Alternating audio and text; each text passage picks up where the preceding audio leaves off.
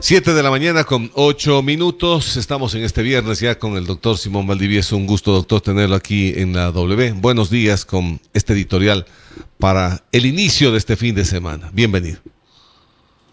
Gracias, Rubén. Buenos días.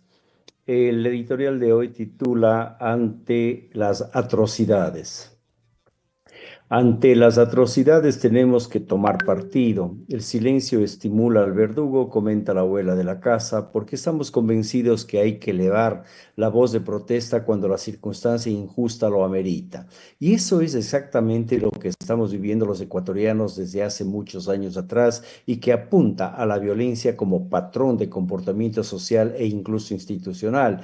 Es decir, violencia más violencia es pan de todos los días. La violencia no es solo matar a otro. Hay violencia cuando usamos una palabra denigrante, cuando hacemos gestos para despreciar a otra persona, cuando obedecemos porque hay miedo. La violencia es mucho más sutil, mucho más profunda, y en ese marco se inscribe otro tipo de violencia que convive con nosotros, que enluta a la patria misma. Nada más y nada menos que la violencia política en Ecuador. Es un fenómeno que ha tomado relevancia en los últimos años debido al aumento de incidentes relacionados con enfrentamientos entre actores políticos, ataques a candidatos, ajusticiamiento a autoridades vía sicariato, en la que se inscribe el asesinato al alcalde de Arenillas. Este panorama plantea retos significativos para la estabilidad política, la gobernabilidad y la seguridad en el país.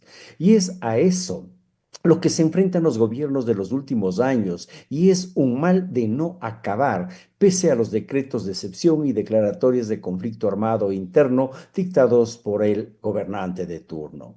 La violencia política, sin lugar a dudas, obedece a un fenómeno que se posesionó en el Ecuador desde hace 10 años atrás y algo más, como es la infiltración del narcotráfico en la política, pues Ecuador ha pasado de ser un país de tránsito de drogas a uno donde operan cárteles internacionales, lo que ha llevado a un aumento en la violencia, con ataques directos contra líderes políticos que se oponen o denuncian estas actividades ilícitas. Verbigracia el asesinato de Fernando Villavicencio, amén de los desplazamientos masivos como vivió en otro momento nuestro vecino Colombia.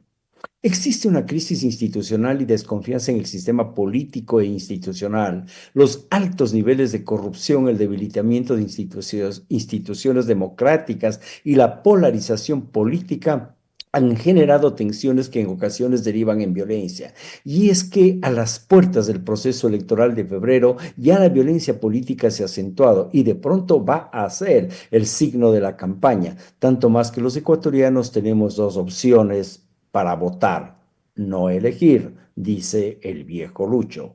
Existen conflictos sociales como la desigualdad económica que de alguna manera permite al crimen organizado reclutar a una juventud a la que el Estado le priva de derechos esenciales como es el acceso a la educación y las oportunidades de trabajo. La violencia política en buen romance tiene como factores concurrentes disputas entre actores políticos, crimen organizado, narcotráfico, tensiones sociales. Ecuador ha experimentado, ojo, periodos de violencia política desde su independencia.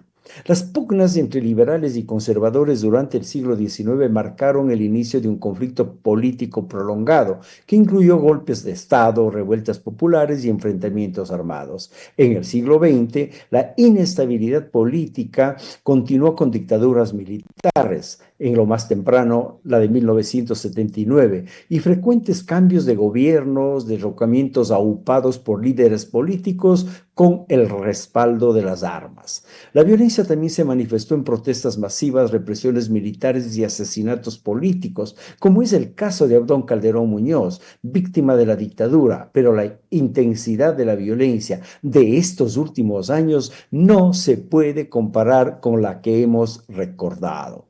La violencia política se ha evidenciado en lo más temprano con amenazas y asesinatos a líderes políticos. Han ocurrido casos de intimidación y ataques contra alcaldes, concejales y candidatos durante campañas electorales, como ocurrió en las elecciones del 2023 y 2024.